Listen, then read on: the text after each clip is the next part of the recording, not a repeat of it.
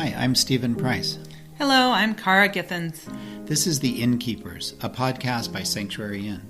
At Sanctuary Inn, we believe we are called to equip, refresh, and restore God's global workers. On this podcast, we will be interviewing guests who have much to teach us about the many facets of missionary care. Let's learn together and be encouraged to press on in the work God has given each one of us to do. Hi, this is Steve. Hello, this is Cara. I would like to welcome you to Season 7 of the Innkeepers podcast. For a lot of different reasons, we've been on quite of a big break, but we're back now with a very interesting Season 7. Cara, tell us a little bit about the upcoming season. Yes, so we are excited that this season we have been able to interview a lot of guests on kind of a global view of missionary care and missions. So we hope you are encouraged by the conversations we have from people that are literally serving around the world. Yeah, so welcome back to the Innkeepers.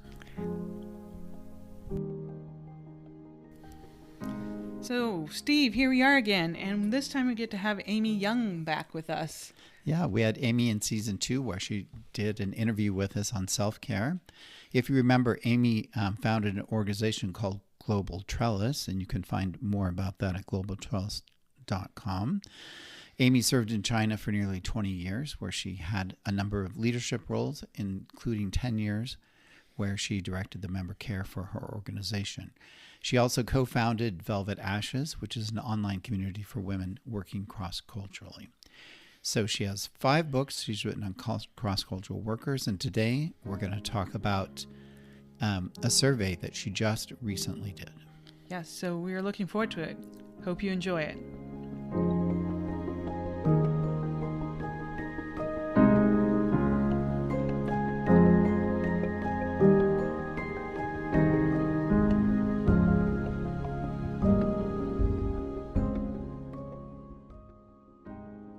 Well, Cara, I'm excited today that Amy Young is back with us as a returning guest. So, let's talk with Amy today.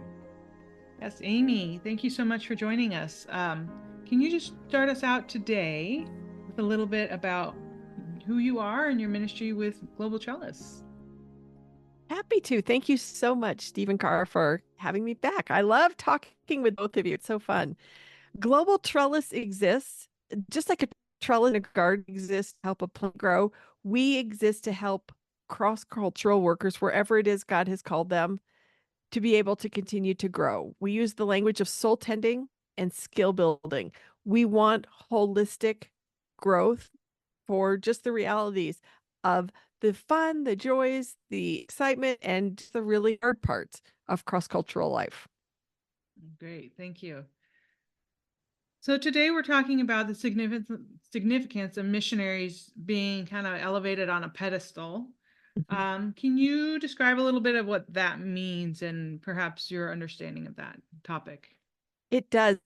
And how I came to want to talk to you all about this is actually a few months ago in the spring or February of 2024, I was asked to present at a conference, and they asked me to present on what are things that missionaries are not telling their senders. And they asked if I would do a survey, and I was like, that is a really interesting topic.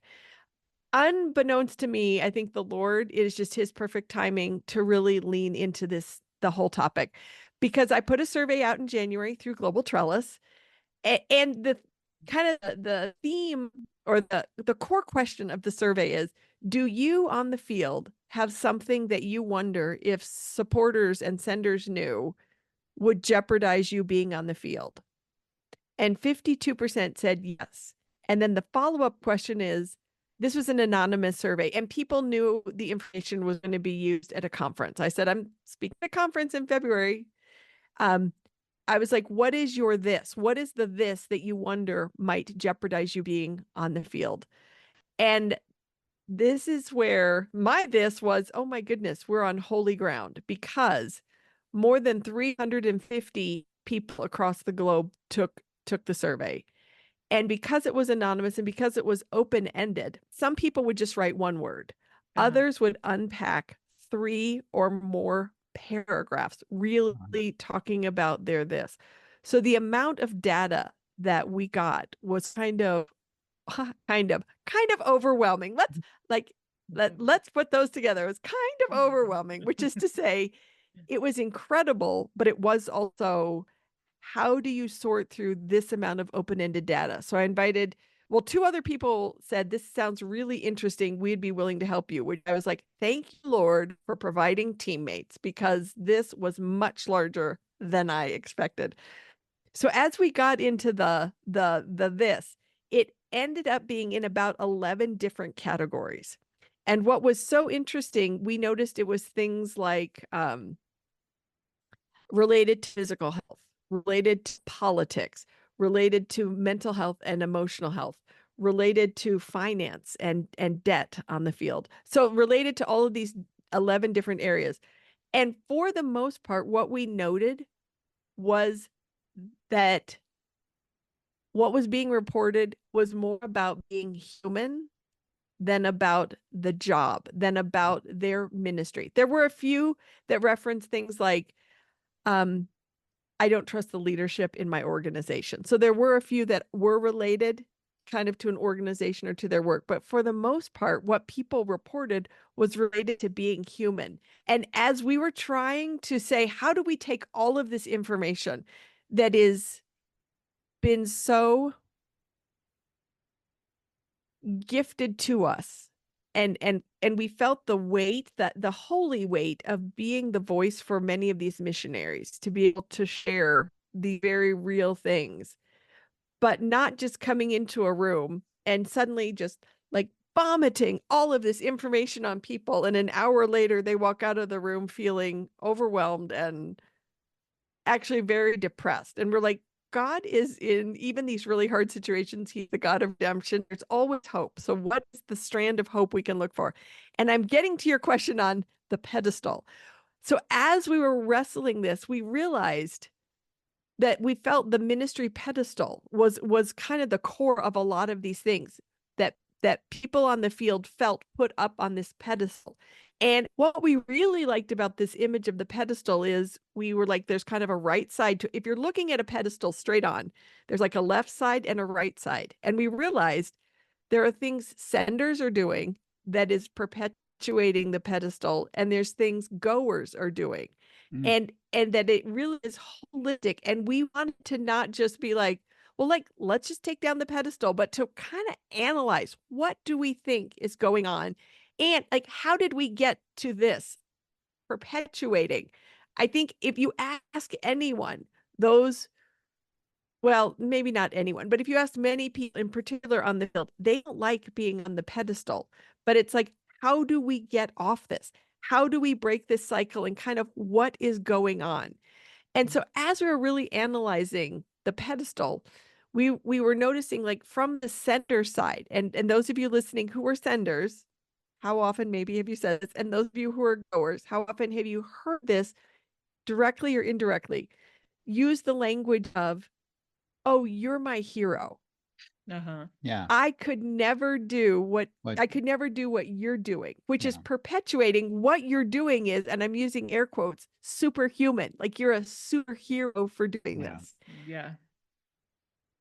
And as we were like, most senders are good people. They're not trying to, they're good people. What we realize they're trying to do is to express, what you're doing is hard. We see it as a call from Lord, and we respect that you are willing to sacrifice for Jesus.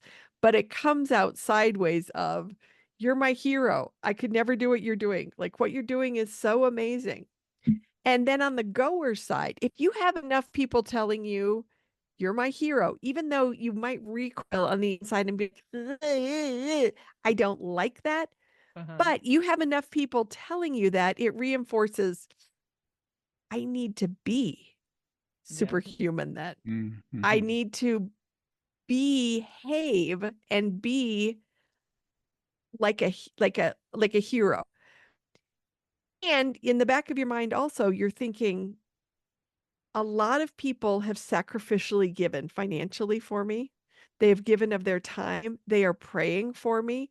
I want to be worthy of that sacrifice. I want to honorably handle, but it reinforces I then have to be this superhuman. So on the goer side, it's, if I show my humanity, are they going to possibly pull finances or be disappointed or find Right. a ministry they respect more? So it's kind of that tension from both sides. So Cara, you asked one question and I just downloaded like a whole Wow. bunch. So, Yeah. but that's really what drew us is this survey and these results and trying to think from both sides, the senders and the goers, how can we break this cycle? How can we take down the pedestal and just all be on equal footing at the foot Yeah. of the cross? Yeah. Yeah. Your missionaries are kind of in this whole pedestal mindset. Yeah, because they are going like, oh, they're supporting me. It's their money. It's their prayers. It's da da da. I'm sent by this organization or this denomination or whatever. And so sometimes there's the very much the feeling of being trapped on that pedestal, right? Exactly. I can't step off of it. And so Right. talk about that a little bit, kind of the fear of stepping off the pedestal. Well, and that's why one of the things that really came through in this survey and we was people thinking I may be the only one dealing with this, Yeah. whatever this is. My kids really struggling with lack of friends, or I am on some form of medication for emotional health. Maybe that's an antidepressant or an anti-anxiety. And being like, oh my goodness, if people knew this part of my humanity. And so on feeling trapped, we wanted to just give more invitation to the humanity that God made us as Yeah. humans. God, when we talk about trying to come off the pedestal and embracing the humanity and kind of rejecting the hero talk or the being a superhuman, I think so often we can default to, oh, humanity is broken, and it is true. I mean, hello, all of us can look around, look in the mirror. We don't need to be told that, Yeah. that we live in a broken world. But we also wanted to emphasize it's beautiful to be human.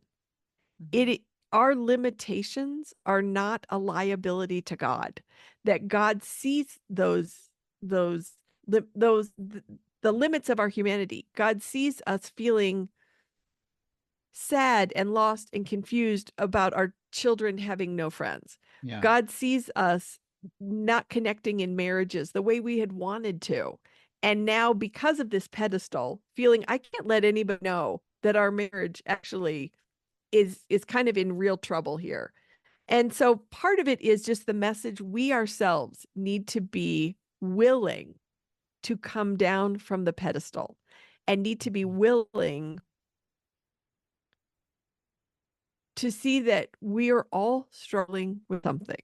And Yeah. what you're dealing with might be different than what this person over here is dealing with. But that the facade that so many feel the pressure to continue on, I just don't think that's not the invitation from Jesus. That's Yeah. not the invitation from a loving God. And Yeah. part of it is ourselves being willing to receive that invitation to step off of the pedestal. Yeah, as I listen to you describe that, I feel like there's a lot of risk for the missionary to be vulnerable in that way because and I think sometimes the stakes feel too high and so they don't step That up. was exactly the language we used. We said part of this pedestal, how we got here is because we feel the stakes are so high, and the stakes are high. And often I think the piece senders are missing.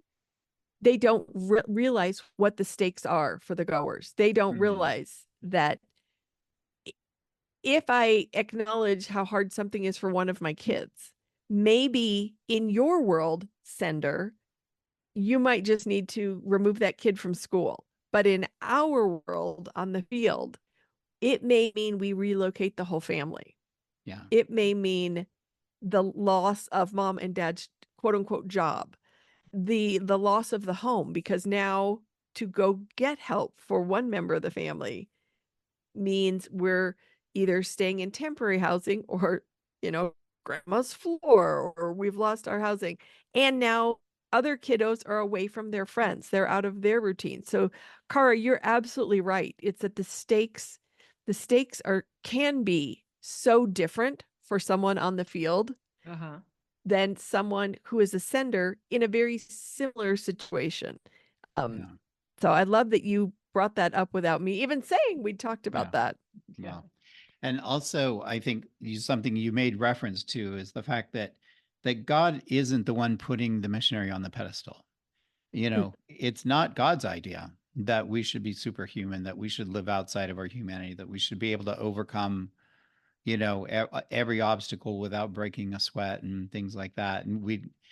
And as my wife commonly says, you don't have to have all the answers because, we as humans, we don't have all the answers. We run into problems and obstacles we can't solve, but somehow feel like we have to because there's people who are surrounding us, who are looking at us, or we have a perception of what people are thinking.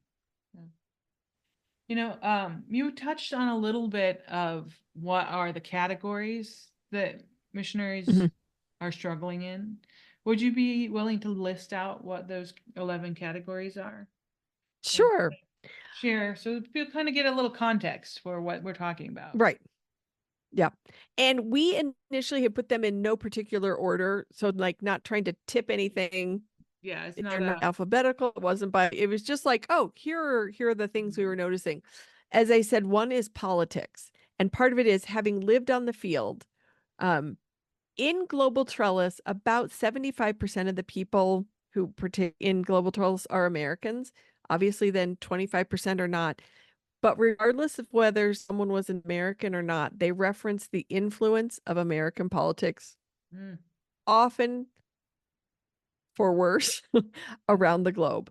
They also referenced how, having been outside of their own home country, their own passport country, they had changed. The way they saw the world had changed. The way they saw things that often governments are involved in: healthcare, transportation, education, medicine. Oh, that is healthcare. That had changed. And they were really influenced and feeling, I think, especially the perception on social media, a very big disconnect with senders of how often senders are feeling about political things. So politics was one. As I said, physical health, things related to their physical health. Sometimes it being, if my supporters knew, for example, how often I really do have malaria, they might be like, this is too much. Like, you need to leave the field. We also noticed things related to physical health are, I'm going to put in air quotes, safer to report. Yeah. Senders seemed to have more of a category if someone has cancer or has been in a car accident or broke a leg. That is like an understandable reason to be experiencing something. Equally, or far more people reported emotional and mental health things. And that ran the whole gamut. That's part of the thing. We might hear a category like mental and emotional health and be like, oh, we're quote unquote just talking about depression. We absolutely are talking about depression, but we're talking about so much more. It could be people dealing with anxiety, people having been in war-torn areas, and so suddenly experiencing some PTSD to noise, to bright lights, to some of that stuff. People being on medications and wondering how different supporters, different senders might feel about that medication. People saying, if my supporters knew how often I actually can't get out of bed, that could really risk. Because again, they might be like, well, you're quote unquote not fit for the field if you can't get out of bed, as opposed to asking more questions instead of just assuming the answer is to be off the field, to get more of the context and to ask more questions. Also related were things related to kids. And what was so interesting related to kids was it was both categories of those who have children still in the home. And so concerns around their physical, mental, social health, things around their spiritual health, um, things around education, all of those things when your kiddos are still in the home. We had an equal number of people, though, whose children are now out of the home, reporting things on kids outside of the home. And that ranged from very serious things, like my child has committed crimes and is right now in the legal system and is very likely going to prison. And so if people knew that my child had perpetrated these very awful crimes, what would that say about me? And yet it's also my child, and I care about them so much. And I'm horrified that they have committed these crimes. Or things related to my children aren't walking with the Lord. My adult children aren't walking with the Lord. And just the weight of that on any parent, but then also how does that reflect on me? How might that reflect or have sad consequences for my ministry on the field if people are judging me through my parenting and all of that that just gets so, because it's all the layers, it's all the things, it's your kid, it's so there's all these things related to parenting.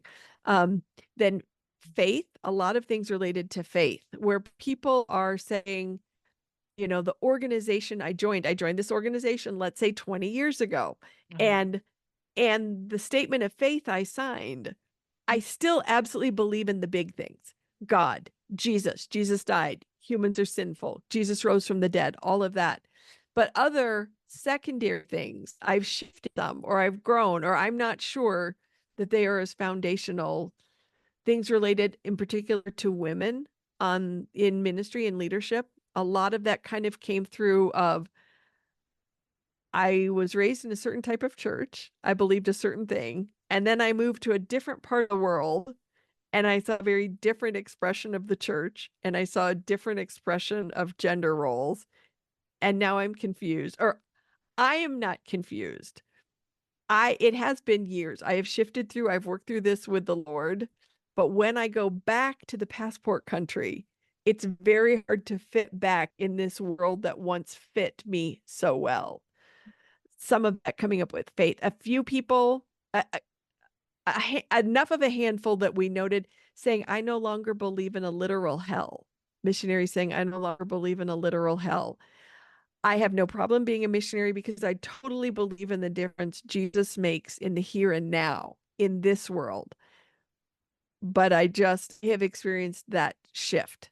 So some of that coming up with faith and theology related to then gender and sexuality. Several people mentioning LGBTQ issues. In particular, often it was referenced to personal experience. It was often a child, a friend, this culture I'm living in. So it wasn't just like, hey, I woke up one day and decided to totally change my theology on a certain area. It came out of an experience and wrestling and not quite sure what to do with that. Or they themselves felt sure about what to do, not sure how supporters would feel about that. And even then related to faith and sex and sexuality, some of you listening to this will absolutely relate to this, saying, if you have multiple sending churches, you might have one church that feels very strongly in a traditional definition of marriage between a man and a woman. And you might have another supporting church that feels very strongly about affirming same-sex unions. And so you're navigating, trying to maintain, the focus is on Jesus and not trying to tick off a supporting group. And so just with being a goer with different senders, with senders that have very different opinions of what's important and like where they would draw a line of this is absolutely not acceptable. This is absolutely a must have.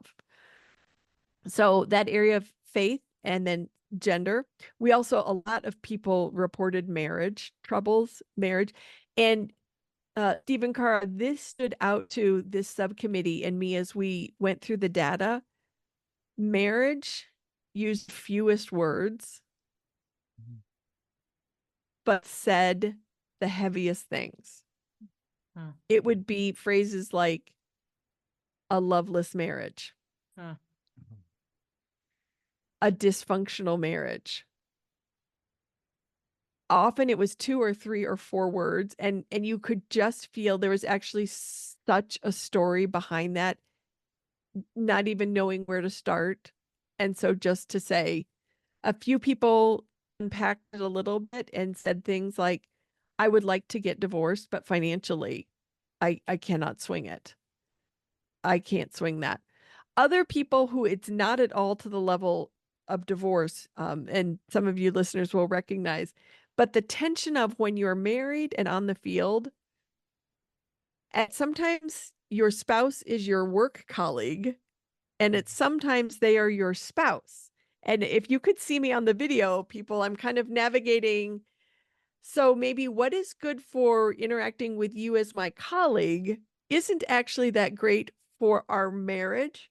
And so that tension of, but what's good for our marriage maybe isn't good for us as work colleagues and getting this task that we have been called to do done, or moving that ball along down the field. And so just that tension of when you're kind of the only ones in an isolated area, how do you navigate the work and the family, the romance, the partnership nature in a marriage? So that came up, just that tension, as well as I said, things with organization. And it was interesting related to the organization. A lot of it was more related to lack of trust of leadership, in particular around 2 things: finances, how finances were being used, and then around sort of like the not freedom to change as a person. That an organization really likes, who you were when you came to the field as a 27-year-old is who you are as a 62-year-old.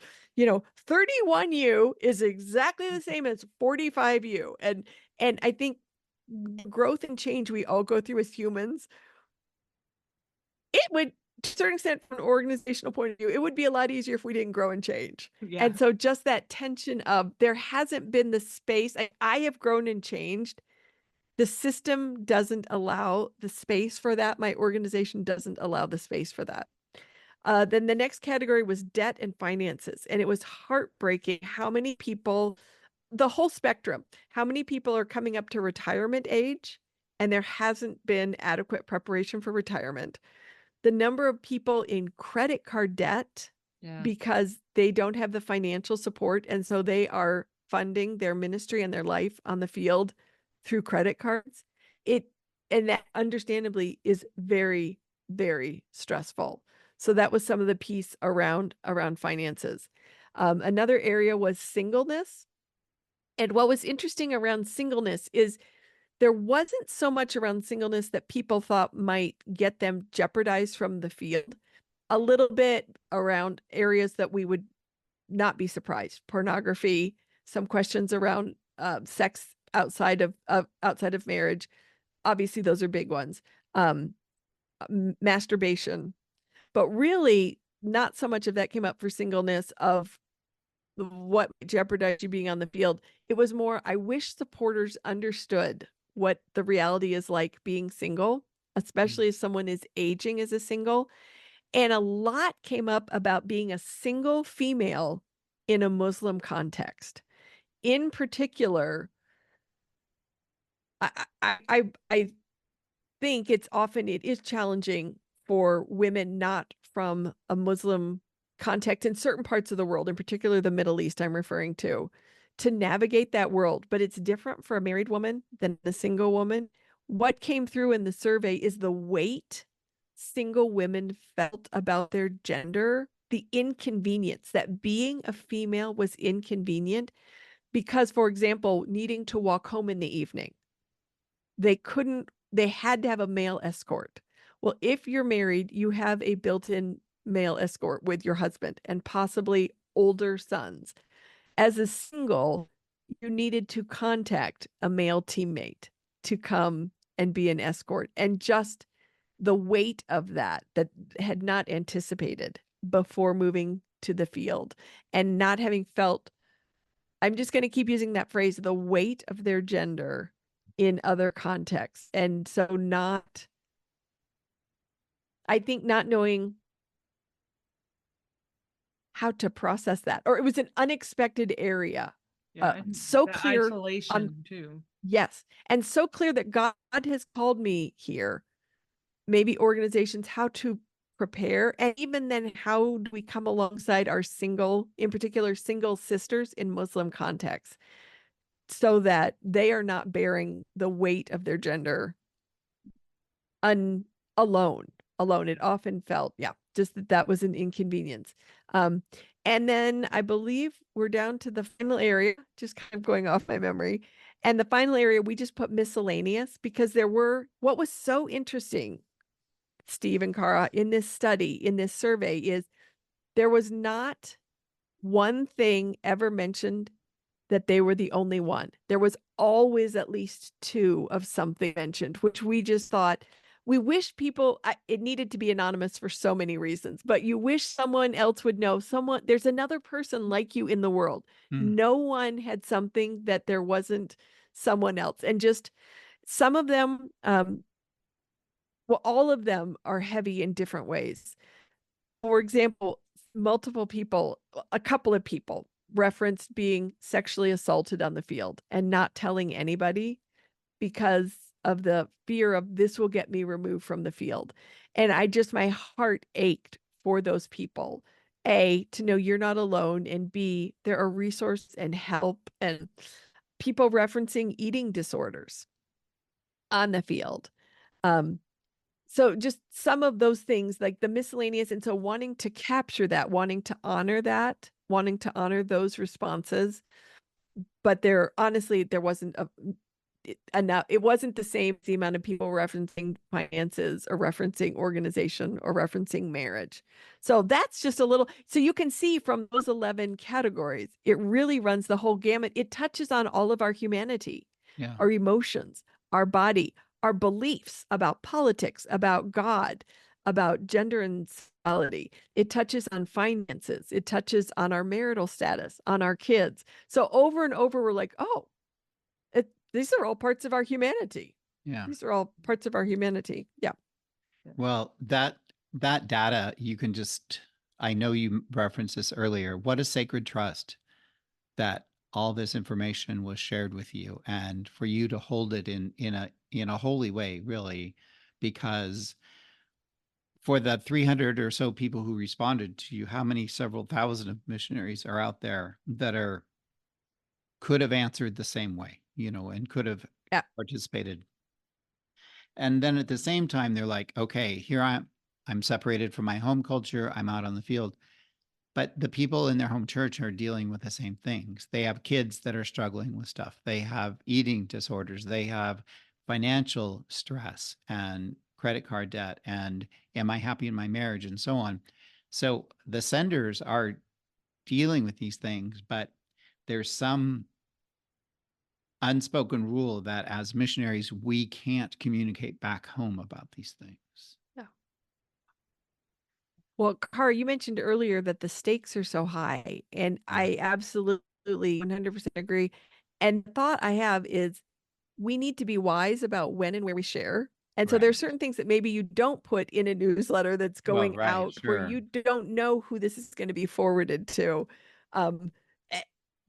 But hopefully every missionary then can build a small trusted team that they can share openly about this, and to be like, all right, here's quote unquote the newsletter version of what's going on, and not lying, not downplaying, but also being discerning. And how do I share without oversharing, without inflating or using someone else's story, or all of that, all of those ethical parts about communicating through newsletters, but not letting the fact that maybe there are parts that you can't publicly share keep you from sharing what you can publicly share.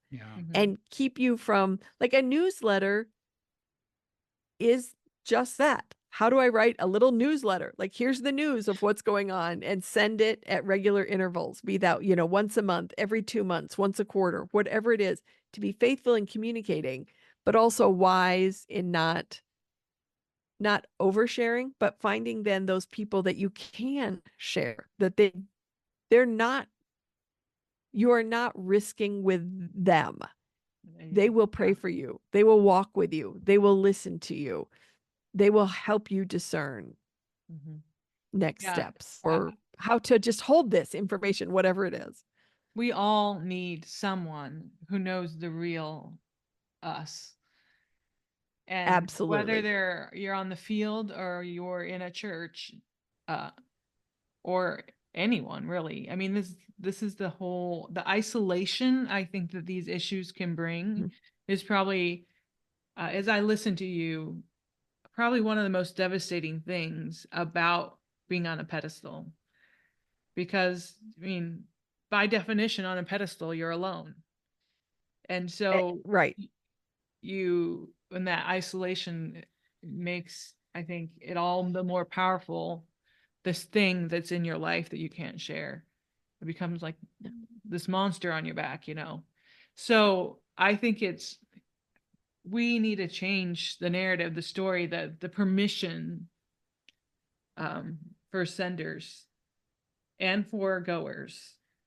So what would you encourage a sender to do to help take them the missionary, for them to see the missionary come off the pedestal a bit?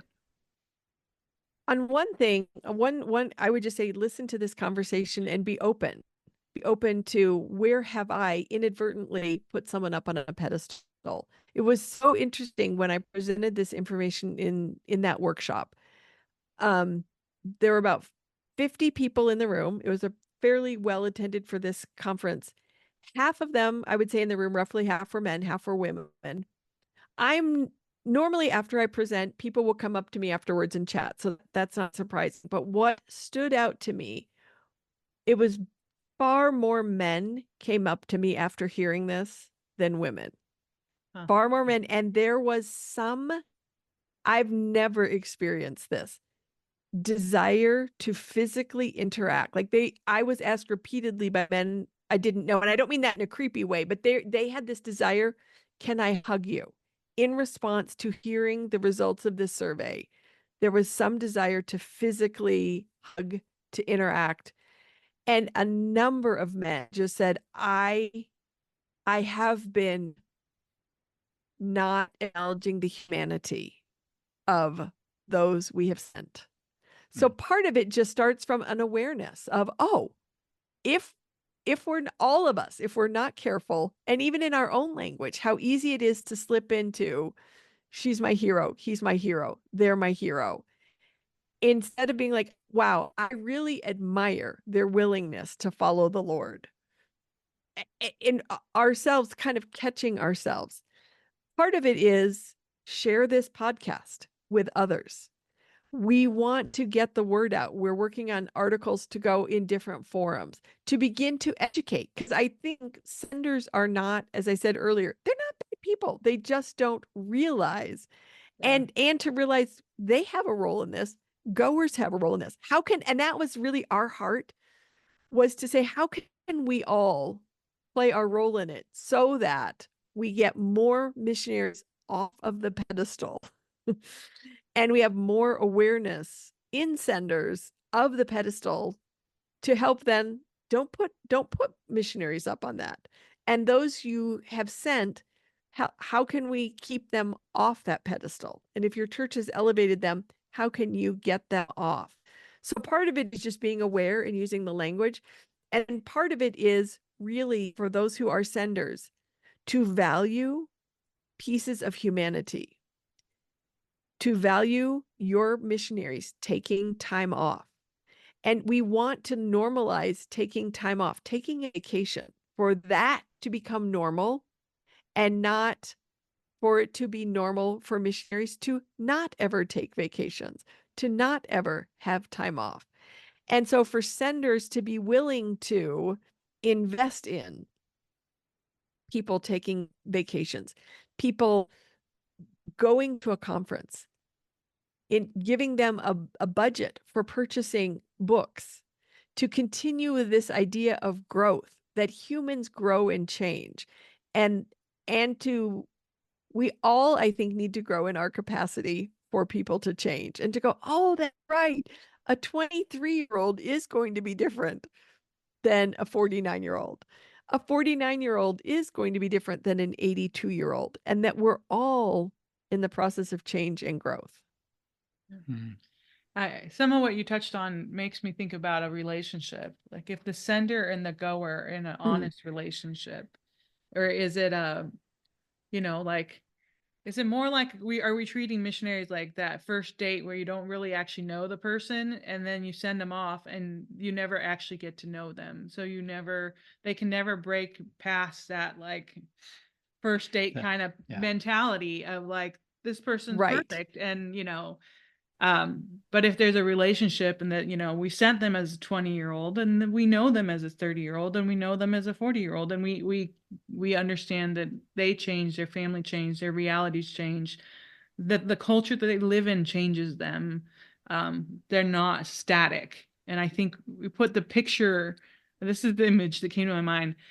So I grew up with the missionary kid being that picture on everybody's fridge.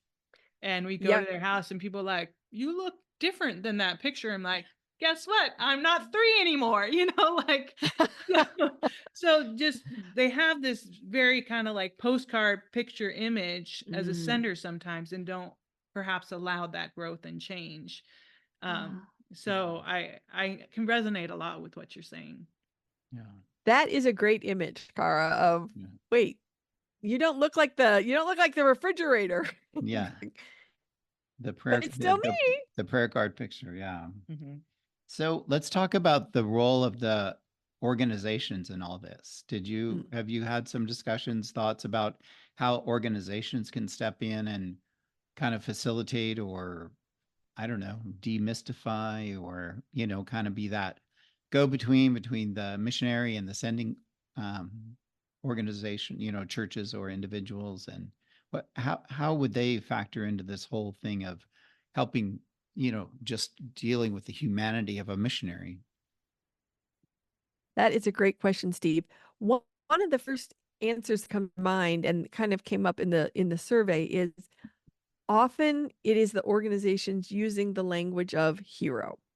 And so a simple thing to change is to begin to remove that "you're my hero," especially from people in the home office, saying "you're my hero."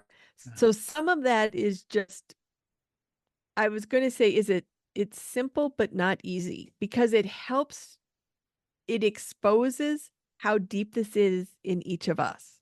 And it exposes how even within our own hearts, we have kind of ranked, even though I think many people listening to this would be like, we know we're all equal before God, but we still have sort of ranked, this is a little more worthy. And so some of it is our own heart work. And so an organization committing to not using hero language, but finding ways to say, like, we do want to pray for you. We know what you're doing comes at a cost. We want to pray for you. We support you. We respect that you are following God's call. But saying we respect you are following God's call is really different than you're our hero. Yeah. So part of it is that language. And part of it, we did create, we made the presentation of this information. We have a sender's version and a goer's version presenting the results of the survey. And we created a discussion guide to go with the sender's version. So they don't just watch this and kind of like, now I'm overwhelmed. What do I do? But to discuss, to talk through it. So I would also say for organizations to talk through, what can organizations do as they are communicating with donors? So not only as those who have gone, the goers are communicating with their senders, but the organization, when they send out an organizational communication, what's the language they're using? How are they talking about things? And how are they creating safety for their people to be human? Many times people are afraid to show their humanity on the field. Whether it's true or not, the belief by many people is, if my organization knows this, I'm going to be removed from the field. Hmm. Now the tension is there are some situations someone does need to be removed from the field. How they are interacting with teammates or the culture, it is damaging to the ministry, it is damaging to teammates, and organizations need to be willing to step in.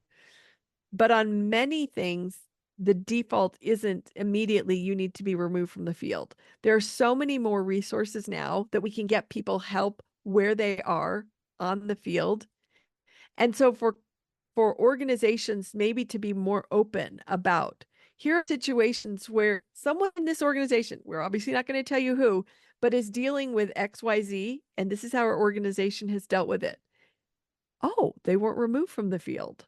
Okay. So like just it's in the unknown that people are afraid, whereas clarity of, I'm sorry, for an organization to be like, if you do hit one of your teammates, like that is physical, like this is a line that cannot be crossed in our Yeah. organization. So Yeah. just clarity on where are lines, because when people don't know where lines are, they make them up Yeah. in places that maybe the organization's like, we would never remove you for having a bout with depression.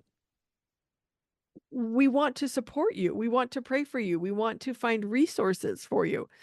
Versus, you know, if you are having an extramarital affair, that for our organization is a line. So just sometimes it's being upfront about and helping an organization themselves get clear on where lines are so they know how they're going to handle the situation before it occurs. Just thinking through some of those things. Hmm. Yeah. Clear communication from the top down, and probably a dialogue on some of the issues where they're gray would probably Right. make a huge difference. And I mean, I've sat with guests here who have shared stories that they're like, I don't know, and if I shared this, I might, and that ambiguity because they don't know where the lines are. Because And they don't know where the lines are. yeah, that's huge. So what about the churches? Can the churches, what's their part in this conversation? I think their part is really to acknowledge the humanity and then the willingness to walk with someone long term. Of if you are on the field, even just going to the field a year or two changes you. But if you're on the field 5 years, 7 years, 10 years, 15 years, your life stage has changed. You have probably changed. Your family has probably changed. There's some change that has been, and so to be willing to walk with that. And really, I think also the church, that language of hero and that language of what you're doing is better than what, we hear staying, as opposed to we're all playing the role God has given us. God calls some to be senders, to use their financial and their prayer resources to send and to not elevate those who have gone. Again, that tension of we want to acknowledge the sacrifices, we want to acknowledge the challenges without elevating, without turning them into an unintended altar Hmm. that we are doing idol worship on. Yeah. Yeah. And I mean, I remember growing up with that feeling of like our family's extra special because we have lived in Brazil all these years. And so then even as an MK, I think it trickles down. So the kids kind of feel a little more like, I'm extra special, and that can Yeah. create barriers in relationship when coming back to the home culture. So Yeah. that's, yeah, it's huge. So Yeah. any, So the survey and the study you've done, how it sounds like you've made it available or are making it available. How do people get a hold of that, and what do they do with it? Well, two things. If you go to globaltrellis.com, you'll see along the top a button for shop. If you go to the shop, you'll see these two workshops and they are for free. They're available for free for people to get and watch. With the senders one, there is the discussion guide. So we were thinking for a committee, a mission committee watching, or an organization, to make it as easy as possible. Watch the organization, here's a discussion guide that you then can go through the discussion. So those are some first steps, because in that workshop, we were really only able to unpack the top 3 out of the 11. And we know there's so much more data. So we're going to be sharing that over weeks and months to come. Good. Well, we'll be sure to put all this in our show notes so that people can get this valuable research that you have gathered, and this information that needs to be out there. People need to know that they are not alone on the field in their struggle, and that missionary senders do not need to put the missionaries on a pedestal. Right. Yeah. So, there any other resources or tools you wanted us to be aware of? Those are the main ones. I did write an article about the pedestal. I can send you links to all that, and you can put them in the show notes, Cara. Yeah. Great. Well, thank you so much for all you're doing with Global Trellis, and just creating resources for us to be kind of up to date on what's really going on in the world of missionary care. Thank you so much for inviting me to get to share about it. Thank you, Steve. Yeah, thank you so much.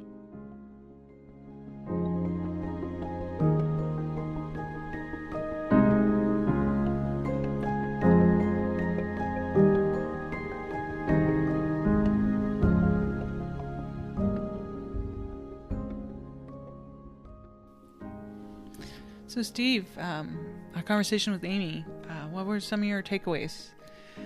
Well, I am, first of all, really impressed by the people that responded and how many people did respond, and obviously responded so honestly to her. We talked about the sacred nature of those responses, and I truly believe that. I think the one thing I think about is that missionary having 1 or 2 people that they can truly confide in, and how important that is as they develop their support team, and just to find that true friend that they really can talk to and share deep personal things with. Yeah, I think I was struck by that too, just how, here in this anonymous format, people were able to be honest, and I wonder if for some of them it was the first time they were honest about what was really going on in a really long time, and that breaks my heart, because I really want them to know that they're not alone, and that you don't have to suffer in silence on the mission field, and that there's help available. So if any of you are listening who are feeling like you're struggling with some of these things, I just really encourage you to reach out, get help, ask for resources, and don't suffer in silence, and be willing to be brave, step off that pedestal. And I just hope that this conversation will be an ongoing conversation for organizations, churches, missionaries. Yeah. And we don't have to keep perpetuating this cycle. I hope it's a starting point. Yeah. Thanks for joining us, and we look forward to next time. Thank you for joining us for the Innkeepers podcast. Our mission at Sanctuary Inn is to equip, refresh, and restore God's global workers. We hope today's podcast was an encouragement to you, or maybe the podcast you heard today, you've been prompted to pass this along to someone you know that could benefit from today's conversation. Creating a podcast is a team effort. Cara and I prepare and do the interviews, and we're grateful for the time that our guests give us out of their busy lives to help us learn more about missionary care. We want to thank Tim Downing for the music he wrote and performed for the Innkeepers podcast. Tim is a very talented musician, and you can find out more about Tim at downingkeys.com. Our podcast is edited by Javier Bolanos, and our website and show notes are prepared by Micah Githens, my amazing husband. You can visit the Sanctuary Inn website to see more of Micah's great work at sanctuaryinn.org. Thank you for joining us on our journey to learn more about missionary care.